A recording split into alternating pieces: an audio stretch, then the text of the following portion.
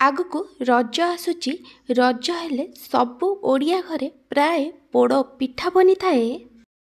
मु आज बिना चाउल बिना जंतुणी रे कड़ई रे पोड़ पिठा बनैबी जहाकू आपण बहुत सहजरे प्रस्तुत करि परिबे। जदि आपण किछि टिप्स आउ ट्रिक्स फॉलो करिबे आपणक पोड़ पिठा पूरा परफेक्ट बनिबो। ए पोड़पिठा पूरा परफेक्ट पोड़ी आउ ए पोड़पिठा केते सॉफ्ट अच्छी देखि पारथिबे।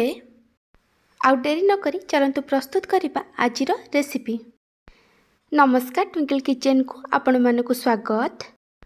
पोड़पिठा बना पई प्रथमे आमे गोटे बैटर बनेबा। सेथि पई म एठी गोटे बड़ बाउल ले गोटे कप बिरी देइची। आपण गिन्ना ग्लास कोउथरे भी मेजर करी बिरी को नै परिबे। एबे हम बिरी को पानी रे 3 रु 4 थर भल भाबे धोईकी नै जिबा। एबे हम को कवर करी बिरी को पानी रे 4 रु 5 घंटा पई बतुरेबा को छाडी दबा। आपण चाहिले बिरी को पानी रे राति सारा बतुरेकी नै परिबे।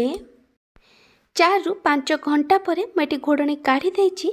बिरी एटी बढ़िया से फुली जाइची। एबे हमें बिरी को बाटिबा। सेथि पई मेठी गोटे ग्राइंडर जार नेची। बिरी को आउ थरे भल भाबे धोईकी पानी रु छाणीकी ग्राइंडर जार रे देई दबा। तापरे आमे एथिरे अल्प पानी देई बिरी को भल भाबे बाटिकी नै जिबा। मेठी बिरी को भल भाबे बाटिकी नै जाइची। बिरी बटार कंसिस्टेंसी आपण एमती रखिबे। बिरी बटा को बेसी पतला बनेबेनी। एमती भाबे आमे सबु बिरी को बाटिकी नै जिबा। मटे सबु बिरी को बाटिकी नै जाइची। एबे आमे बिरी को गोटे डायरेक्शन ने 4 रु 5 मिनिट पर्यंत फेंटिबा। तापरे आमे को कवर करी 3 रु 4 घंटा पई रेस्ट हबा को छाडी दबा। जेमती बिरी भल से फुली जिवो। मु आपनकु गोटे छोट रिक्वेस्ट करूची, जदि आपनकु एही रेसिपी भल लागिबो तलाकु लाइक करिवे, आपनक सांग मानक सहित शेयर करिवे। जदि एपर्यंत मो चैनल को सब्सक्राइब करि नाहंती तले सब्सक्राइब करबा को जमार भूलिबेनी। पाखर थिया बेल आइकन ने ऑल नोटिफिकेशन ने क्लिक करिवे। एहा द्वारा मो जो वीडियो आसीबो आपण प्रथमे देखि परिबे।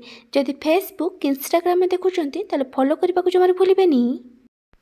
3 रु 4 घंटा परे मेटी घोड़णी काढ़ी देइची। मेटी आपण को देखै दउची, देखि परतिबे बिरी एटी बढ़िया से फुली जाइची। एबे हमें सब को आउ थरे भल की मिक्स करि दबा। म एबे सुजी दउची। मु गोटे कप बिरी नैथिली, ता सहित मेटी आधा कप सुजी दउची। आपण जो गिन्ना कि ग्लास रे बिरी को मापिकी नैथिबे सेम गिन्ना ग्लास रे आधा सुजी देबे। एबे हमें सबू को आउ थरे भल भाबे मिक्स करि दबा। तापरे आमे को कवर करी 15 रु 20 मिनिट पर्यंत रेस्ट हबा को दबा। जेमती सुजी भल भाबे फुली जिवो। 15 रु 20 मिनिट परे मेटी घोड़णी काढ़ी देइची। सुजी एटी बढ़िया से फुली जाइची। बैटर कंसिस्टेंसी एटी पूरा परफेक्ट अछि। जदि आपनक बैटर आठू बेसी बहलिया हेतिबो ताहाले आपण एथिरे पानी देई मिक्स करि परिबे। एबे मु एथिरे स्वाद अनुसार लूण पकाउची। तापर मु एथिरे गुड़ दउची। आपण को पोड़ पिठा जेतिकी मीठा दरकार से अनुसार गुड़ कि चीनी नै परिबे। गुड़ दबा द्वारा पोड़ पिठार कलर बहुत भल आसी थाए।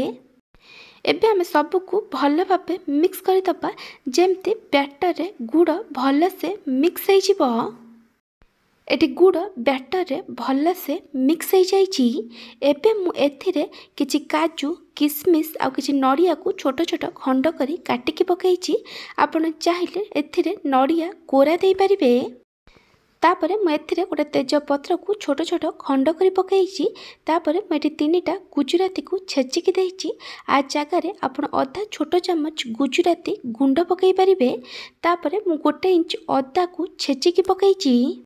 तापरे मु एथिरे गोटे छोट चम्मच गोलमरीच गुंड पकाइची। आपण आपनक टेस्ट अनुसार गोलमरीच गुंड देबे। काजू किसमिस आ नड़ियार क्वांटिटी आपण आपनक टेस्ट अनुसार कम बेसी करि परिबे। आपण चाहिले काजू किसमिस आ नड़िया को घी रे टिके भाजिकी पकाई परिबे। एबे हमें सब को भल भाबे मिक्स करि दबा। बैटर एठी रेडी हो जाइची। बैटर को आपण आ अधिक पतला बनेबेनी। मैं पोड़ पिठा को कड़ई रे बनैबी से मैं कड़ई रे किछि लुण देइछि। एबे आमे को कभर करी दबा आ मीडियम फ्लेम रे आमे कड़ई को 5 मिनिट पई गरम होबा को दबा।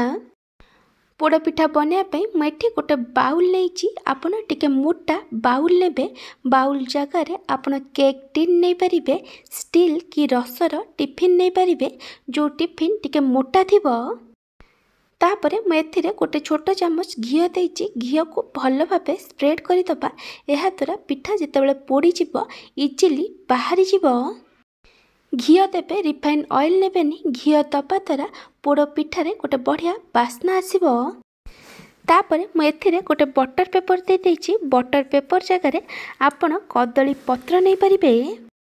जदि आपण पाखे ए दुईटी जाक जिनस नथिबो ताहले आपण बाउल ले गोटे छोट चामच मैदा कि अटा दे बाउल चारिपट साइड को भल भाबे स्प्रेड कर देबे। एबे आमे बाउल ले सब बैटर को दे दबा। सब बैटर को देला परे आपण बाउल को एमती टिके टैप कर देबे। एहा द्वारा एथिरे जो एयर बबल्स थिबो से बाहरी जिवो। पोड़ पिठा सुंदर देखा जिबा पई मैं बैटर उपरे किछि पतला लंबा लंबा कटा होइतिबा नड़िया, काजू, किसमिस दे सजै दउची। आपण चाहिले एथिरे चेरी भी पकई परिबे। आपण जेमती चाहिबे आपनक पोड़ पिठा को सेमती सजै कि नै परिबे। एटी ऑप्शनल अछि। मैं आकु भल से सजै देइची। एबे आमे को पोड़ीबा।